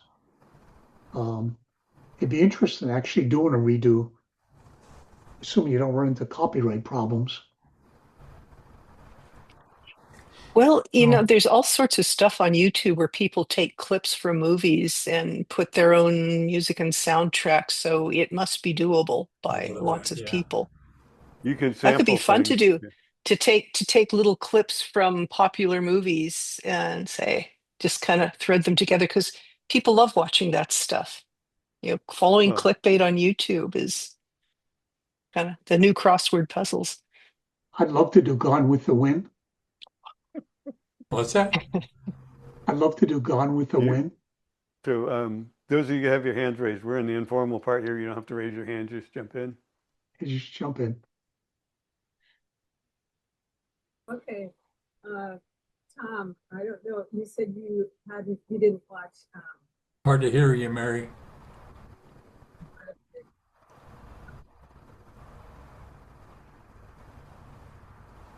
Okay. Does that work better now? Yeah. Yes. Okay. You said you had missed Stephanie Lepp's talk, and she was on. I missed her too because I was at the other one, the fellow from Finland who talked really kind of on the same topic. It was Yes. how to make integral cool. Yeah. So when the when the videos come out, I mean, we can watch both of those and refresh ourselves, because someone asked me in the breakout, so what do you say then if I learned this from the guy from Finland and I was still kind of like blah, blah, blah. I just got to memorize something really quick that I can say that won't turn them off or send them spinning and thinking that they have to go buy 30 books from Ken Wilber. And that So was awesome that JP. JP Jaconin. So awesome you mentioned that. JP is a friend of mine by now. And Bet heard his. My friend Bet Bolhofer, who's a product manager she was with, I think, Meta. And so she colored him, and she's talking him into putting together an easy course called Integral Lite, Lite. Mhm. And I'm trying to connect them with Cosmos Cooperative. So that would be just like for ordinary people, just easy. JP, he ended up coming up. In fact, he presented here, I think, a couple of years ago. He has a brilliant way of presenting Integral for people who just, well, tell me about Integral, tell me. And they're really ready to listen for a minute or two. Mhm. Like he had this happen to him in a restaurant. He took the napkin and drew diagrams on it. And he has this metaphor of like a high-rise building. And on the first floor, you see this, but on the second floor, you can see further, and on the third floor, and then you have four corners. And it's so for that, it's brilliant. So we're trying, Bet and I and Cosmos, we're trying to put that into a package so that it's available as a course. But then on top of that, we have like little nuggets that we could like memorize. Like mine, I'm still working on this, is just say, what is this integral anyway? And they only want a couple of sentences. They say it's like, no, it's like, remember when we had paper maps, but now we have like GPS coordinates and well, integral is like the GPS coordinates and your smartphone in your car. They can show you where you are, where you want to go, and how to get there, and what you're going to encounter on the way. And so, I mean, so if we can start building up like a collection of little like nuggets, like just like that. So these things are in progress. I'm pumped. Oh, good. And he had that light beer can. I mean, that would be good copyright, probably infringement, or maybe they'd like it. But it was Integral Light, and it was like a beer can, and it was definitely grabbed your interest. Yeah. So. That was cute. Oh, by the way, Mary asked if those who did not attend Icon 2020, if they can get access to the videos, Yes. they're going to be. The videos are coming out first to the speakers, then to all the attendees, and then they're going to go on sale. Awesome. Okay. So yeah. we had to send them back to get redone. Yeah. There were problems with them. So Eric up in Canada is reviewing them all today to make sure they're all good. 50 of them. Okay, because then ideally there'll be a way that you market those to the people who did not attend. Because someone that I was talking to today at this, and I forget it, it was one of two different people, I don't remember. But they want it, but it costs prohibitive to come to the event themselves. Right. So Right. Yeah, they're going to be available. And I mean, those of you that went, you know how good they were. I mean, it's extraordinary the feedback we've gotten. Tom, how many people showed up this year? So we had about 150 on site, but what really blew me away is we had 126 online. Wow. Whereas on 2024, we had 20 online, 25. Wow. So that really helped the numbers and the metrics. So because we're hiring somebody part-time already for 2028, because by the end of that conference, I was in a coma. I was so exhausted. I bet. What kind of I'm feedback did you surprised get if from you've our? recovered yet. I'm still recovering. But yeah, Barbara, I echo what. So tell us more about this feedback, Tom. Well, specifically from the online. Before we go, Did online people think it worked? Can we continue the conversation on the presentation first? Because if you're going to talk about the conference, I'm gonna go ahead and go. Oh, sure. That's just preference. So, Tom, maybe you can get Stephanie and JP to help you market the videos. Yeah, I enjoy the help. Whatever it takes to get them out there. They'll be all on Facebook and I mean, I'm just saying it's a good application of what we learned today and what was in the conference yeah, to maybe something. pick specific videos as an entry point and market those. But for the people that have, decent knowledge and everything, I was amazed at how well the speakers integrated the main themes of the conference and they expanded it horizontally. So the They did. continuity and the state experience was exactly what we wanted. And that's what people were reacting to. Going, what's his face in Belgium described it as Integral is finally maturing. So, but it needed to do that. That's why, Barbara, hearing from people like yourself, and what's his name? Oh, come on. Karen, can you help me with his name? He came back into Integral at 2024. He's been heavily involved. Give me a little more context. US, European. He's up in Tahoe, Lake Tahoe. Craig Hamilton. Thank you. Hamilton. Yeah. Did you know Craig, Barbara? Yeah. Yeah, he's one of the people that came back in 2024 going, and then he went to IEC last year.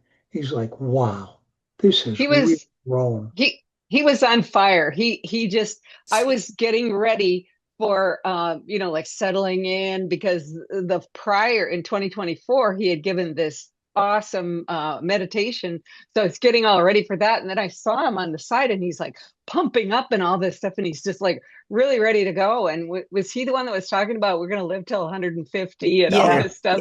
But I mean, he put it all together really well. And the stuff with the closer to coherence. Oh, here we are again. Oh, Eli, we're going back to talking about the icon. But anyway, yeah, Craig Hamilton. And he was over at, I don't know if you saw him. Well, yeah, you would have, Tom, because you would have ridden home with us, because he was possibly going to ride back with us. And he says, I'm just getting started over here, over at Steve McIntosh's party. Yeah. So, just he was very gregarious and yeah. I didn't. Yeah. He's making an effort to reach out to all the old integralists and say, you got to come back and see what you started. Yes. See the fruition. So he speaking, really wants to head that. So speaking of Craig Hamilton, that goes all the way back to the what is Enlightenment magazine and what's next? Yeah. Enlightenment next. So that was a really good example of a medium that introduced integral. That's where I got introduced to it. Like maybe we should think about other media things again, because to me that was like the Guru and the Pandit, that little Andrew Cohen and Ken Wilber dialogues. Those were phenomenal. I think Eli. Go ahead. Sorry. Just looking for a media leverage like that kind of thing. Yeah. I think the word enlightenment is actually a catchy term. Instead of integral, I mean, integral, what's that? But I think pretty much most people have heard of the term enlightenment, and you can segue that easily into the stages and how enlightenment plays out as development through the stages. Yeah, someone brought up objectivism, and Ayn Rand, I think her appeal was the hero's journey, and the whole sense of aspiration really spoke to the hearts of so many of us. At the time I was a teenager and I was very into that. Ditto. Yeah, I was an objectivist and I had her nonfiction books too. And boy, have I ever changed. I'm like a social democrat by now. If I'm to my gravity is to fall anywhere on the spectrum. Um, I've been resisting sharing because I don't want to rain on the parade of the dreaming into the most perfect app to express integral and I'm it I feel I I want to support that actually. I don't want to be a wet blanket on it, but I feel like everything that I'm going to say is going to be kind of a wet blanket on it. We're here for this. We're here for this, Ellen. Yeah, I think Larry, you kind of tapped in a bit to where I'm coming from here. But I feel like life itself is the killer app. It's the great teacher, and living integral and meeting life and others through an integral heart, speaking to the integral within them, to the largeness within them, feels effective. And meeting others with agendas or an idea of their developmental level that you deem as other or less than yours does not. Bringing our visions to our creations feels effective, which was covered, and I think that's wonderful. But looking to popularize a concept, a developmental level, or a map through marketing feels like a transactional approach and at cross purposes with what I see as the most positive and expansive and integral. In a way, it feels like a very orange-green approach to wanting to spread the word, I don't know. I was not like I was kind of turned off with the whole discussion, honestly. I mean, and there's a place for me that really loves that people are dreaming into this that I want to support. So don't let what I'm saying be a wet blanket, please. And Ellen, we have the shared experience of Terry Patton's New Republic at the Heart group. Yes. That whole experimental. I mean, that was just phenomenal. Mm-hmm. So, like creating community around stuff like this. Yeah, and being it, being it, and you know, somehow being able to approach with a certain epistemic humility life and being an example of that and being an example of heart-centered connection feels like it is effective, being an example of the values that you want to share and then not having an agenda to change people, but but letting the consciousness that you have be an inspiration, So more like to touch them than to reach them. What sweetheart? Boy, What did you say? I am resonating. To touch them Yeah. rather than inform them. Yes, to meet them, to touch them, to make love with them, like to play with them, and to let them be heard, to let them be felt, to let them be seen, so that then they're more free to maybe look beyond where they are. And I find that what I speak to in others is what answers, and as a teacher, as a longtime teacher with all ages and children and adults, that's what I find is very effective. And I know integral means a lot to us here, and its meaning is alive for a lot of us, even at an abstract level. But when you're talking about killer apps and reaching the masses, aside from a deeper truth or a more balanced and wide perspective, which is very important to us, but maybe not consciously held values for others, I think we have to lead with what is behind it or what it does that would make life different materially or existentially that we would like to see happen in the world. So what about integral and its benefit motivates us to be interested in having it go viral? I mean, how would the world and quality of life be different?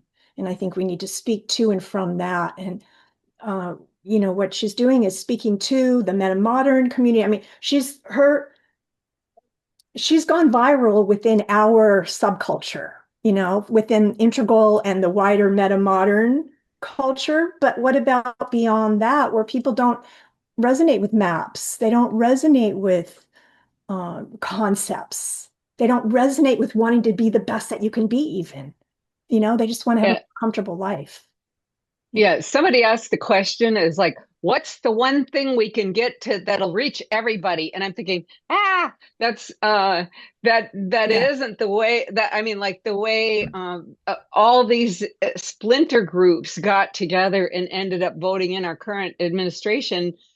Much as I'm not happy with them, they got widely varying. I mean, and when I saw the little the kids from the cartoons from a long time ago, Pokemon looking thing. You know, my infusion nurse was talking about her whole family and her kids and everything. They are really into those. And I was like, oh, almost didn't even know what they were, but I want to try to see if I can see some of those just to understand, because I have grandchildren now, and what kinds of things are they getting that are good and goodness, and they won't be turned off because parents won't be turned off because they think their kids are being programmed or something. But yeah, the goodness part of it. So I'd like to ask this group, who do you think the audience you want to recruit is?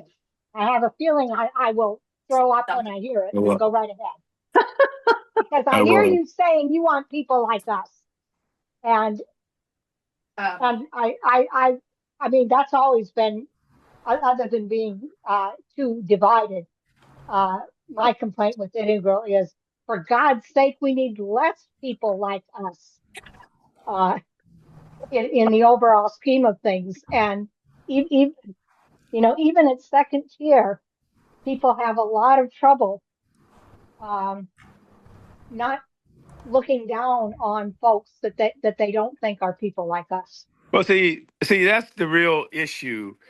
I mean, I thought it was a very informative conversation, and it's the last couple of people were speaking, it hit me, where I think the lady who was the teacher, I think, I'm not sure who it was, I think it was Ellen. Yeah.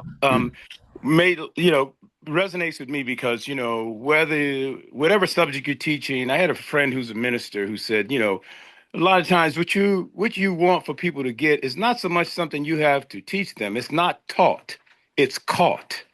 You if you want to connect with a community, it's not because you're throwing nuggets of gold at their brains, but it's because you're sitting down eating with them and connecting with them. And the thing that impressed me about the Icon Conference was that intersubjectivity that they were grasping for, Tom, actually just kind of naturally manifested, even though it made sense to have that put out as an intention so people would know exactly what it is and what it was that they were experiencing and was hoping to experience. And so that was my experience.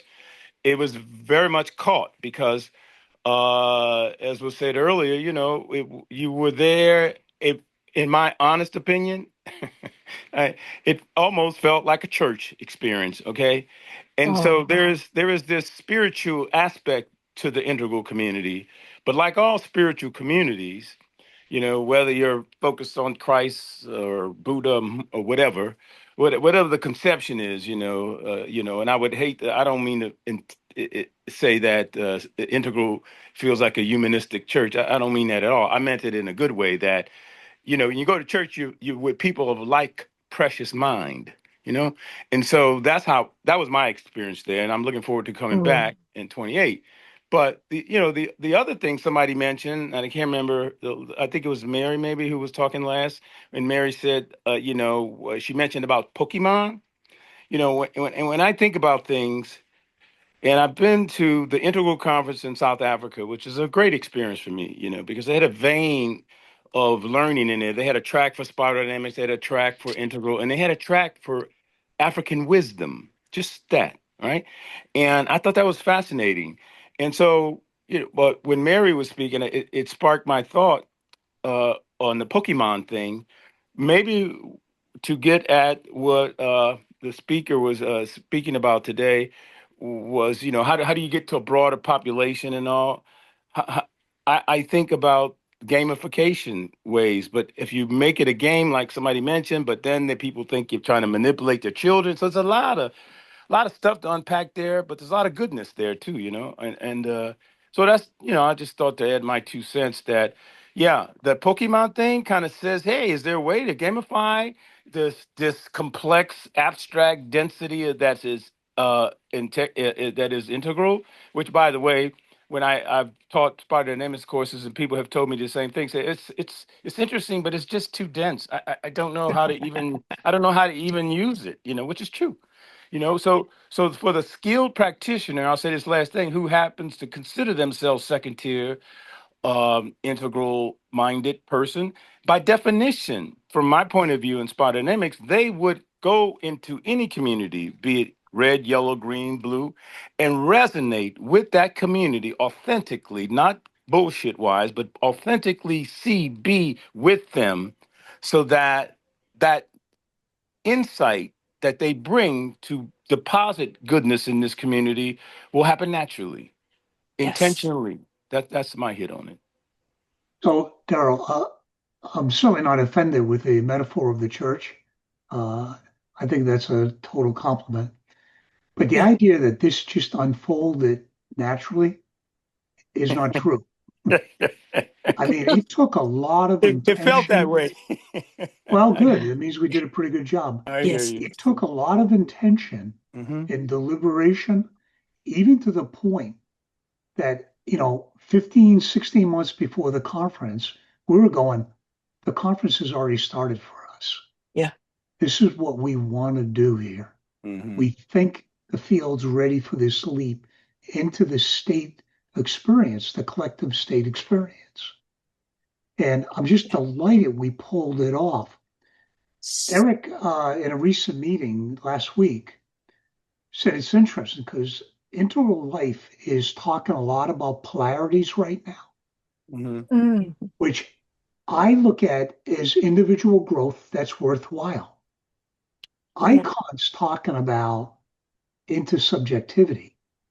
We have spent so many hours on the pillow.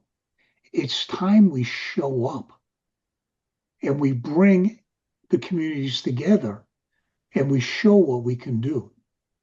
So even though I agree certainly with what Ellen said about the sacredness of the spirituality and our intention, there's a lot of healthy orange and a healthy red at Yes. times Mm-hmm. that is the lattice that supports this stuff to both occur and to evolve. Mm-hmm. So anyone that works with me, they know I'm always talking about orange discipline because our community loves to go, but Well, can you get anything done? Can Right, you right. do anything? Yeah. I So was that's I my was going to orange mention. discipline. Sorry, I was going to mention to Stephanie, and I forgot. Well, partly the timing, but we have a great example of Shara bringing integral theory into the leadership of the unity, unity of Testament Church leadership. That's a whole another route of bringing integral to, and so people in that church are going to see what that leadership can bring, and see real life examples. So how do we do more of that? Yeah. Does anyone Yeah. else know Shara here? I mean, A little. what she's doing currently. Not in detail, but I am trying to follow her example with the Unitarian Universalist Church. I'm not getting much traction, but I see terrific potential for the progressive churches if they could kind of understand integral as as we understand it viscerally. I think that'd be a terrific alliance. But did she tell you her new role, Karen? No. Then I'm probably not at liberty to say it. Okay. But I want to just jump. I've been just you can probably time inwardly jumping up and down. Oh my God. Yes, what we've been saying. Ellen, Daryl, I love what you've been saying. Now, I was thrilled with Stephanie. I think you go, girl. You're your Oh, yeah. generation. You do your Yeah. thing, but That's we'll good. do ours. But Yeah. what came up in me listening to Ellen and then Daryl especially was in I no this was the Integral conference in over New Year's 2017 to 2018. That's where I met Tom and Christine for the first What's time. next? One of yeah, the What's Next What's next? conference. One of the presenters there was Ginny Whitelaw, who knocked my socks off. We had gotten on the group, the whole group had gotten on the topic of conflict with people at other levels, first tier, when we're in conflict and how you deal with it. And she gave an answer that I thought came straight from the third tier. She said, you meet them where they are and you fall in love with them. Man, and that sums up so much for me because, when we're new to Integral, we want to spread the word. We want to help people. Here, let me help you grow. And I think that's something we go through and then hopefully we outgrow. But the point is not, that's a subtle form of colonization. Here, let me help you change for your better because I know better than you what's good for you. No, hopefully we outgrow that Right. and where meet people where they are as they are. What Integral does for me, and I use the metaphor in the breakout group, to me Integral is a GPS system, a map, and it helps me figure out where I am, where I want to go, where this other person is, how we meet, how we connect, what's the best way to connect. So for me, it's like a set of global coordinates and a GPS system. That's my metaphor. If I want to do it in one nugget, that's for a GPS system for life and dealing with people. And when that has helped me practically in my life, when I was running the organization for my guru and I had to deal with people who were at every stage from what we call purple, I had some real animists, people who really believe, what do we do if people are trying to cast spells on us? And because I'd been reading Ken Wilber side by side, I was able to kind of go, okay, where are they coming from? And how can I explain the practice and theory of the past so that it means something to them where they are? And this is now I'm burbling here. This conversation is really charged for me. I'll close with my metaphor of snakes. When you have a snake that you want to help grow, you don't help it grow by ripping off its skin before it's ready. You help that snake have conditions that help it be healthy where it is. If Well, that's somebody it. is acting badly, that's because now if I am in a position to help them be in conditions where they can be a healthy version of exactly who they are as they are. And then when they are ready to grow to their next level, they will naturally grow. It's not my job to rip the snake's skin before they're ready. You're not going to help, you're just going to hurt it. So that's one of my grounding If, metaphors. So if I could just tack on to that, yeah. there was a lesson. Don Beck would often explain that Billy Graham was a man who had become actualized at the blue level meme, and if he never got to orange, green, or second tier, it would be fine because he was self actualized and all that he could Yes. be. And anyone in that plane of reality, that could basically become all they can become if they never grew up the spiral or anything. But they get all, wherever you are, red, green, yellow, purple, whatever, wherever you are, you could inquire as to the integral nature of the situation you're dealing with.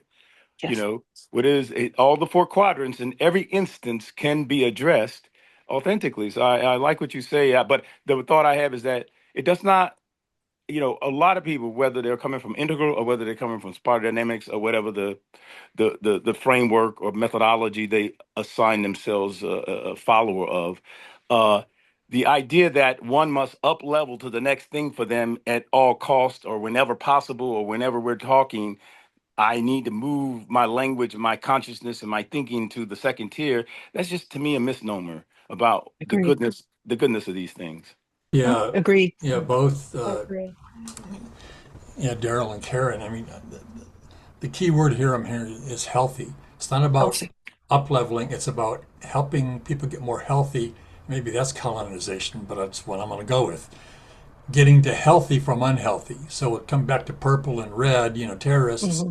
It's not about getting them to amber blue. It's about Becoming open. Yeah. it's about, how can anybody, not me per se, but how can anybody help them move to a healthy stage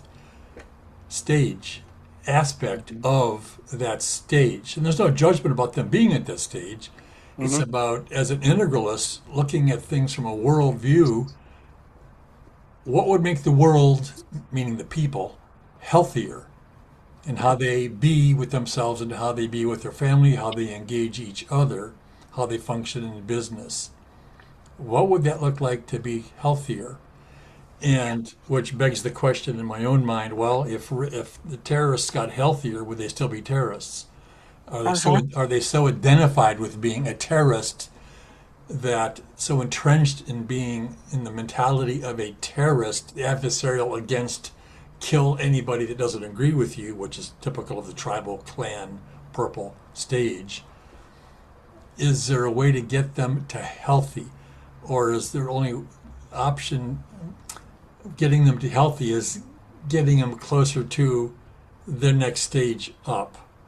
I don't know. When you think of how Or you see, civilization, to me, the healthiness has to do with the building out on the horizontal plane yeah, of just how much openness, awareness. I call it motivation, capability, and so there's a lot of elements to that. But the idea, the term healthy, I connect with also the conditions. So, I can't expect a person in Namibia or pick some other, country that's not so developed. I don't mean to pick on any one country, but there are countries that are just not as developed as the United States. Not to say the United States, we have no issues, because of course we have tons of issues, right? But everybody has tons of issues. But our issues happen to be more complex, I think, in theory, than the issues that might be on the ground in Colombia or wherever. And so, how do you make the conditions in that society more conducive to healthy human Yes. beings? That's Yes. the issue. Yes. That's the issue. How do that society create conditions that the healthiness that makes sense to all of us emerge naturally, or as Tom pointed out, with some people on the ground intentionally making that design be manifested. Yeah. One way is through education. Absolutely. Yeah. And, and I'm not usually a purist on things, but I think in terms of integral theory that For further information, including upcoming events, resources, links to our Facebook and Meetup pages, and our fabulous donate button, please visit our website at sandiegointegral.org. Donations are greatly appreciated and help us to continue to provide information and connection within the Integral community.